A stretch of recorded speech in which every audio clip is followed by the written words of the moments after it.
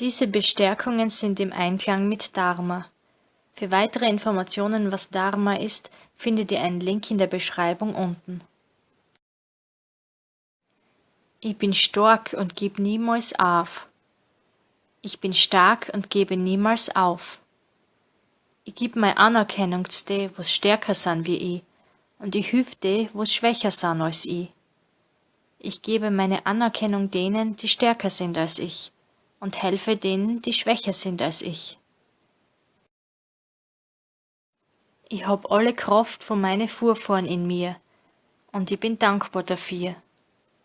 Ich habe alle Kraft meiner Vorfahren in mir, und ich bin dankbar dafür.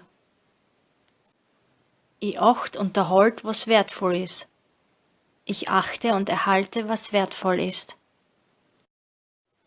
Ich gebe all meine Weisheit und mein Kennen an meine Nachkommen weiter. Ich gebe all meine Weisheit und mein Können an meine Nachkommen weiter. Ich bin meinen Vorfahren dankbar für ihre Anstrengungen. Ich bin meinen Vorfahren dankbar für ihre Anstrengungen. Ich bin froh und stolz für das, was ich bin. Ich bin froh und stolz für das, was ich bin.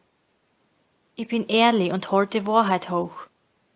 Ich bin ehrlich und halte die Wahrheit hoch. Ich bestärke andere Menschen, das Beste aus ihnen zu machen.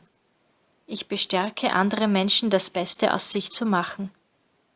Ich ehre meine Eltern, die Großeltern, die Altvordern.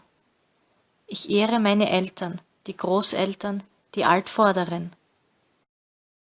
Ich hab Mut und red für das, was recht ist. Ich habe Mut und stehe für das ein, was recht ist.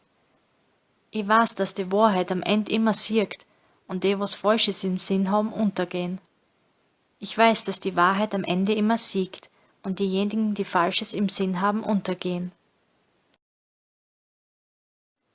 Danke euch fürs Zuschauen. Wenn es euch gefallen hat, gebt ein Like und abonniert den Kanal. Bis zum nächsten Mal. Baba!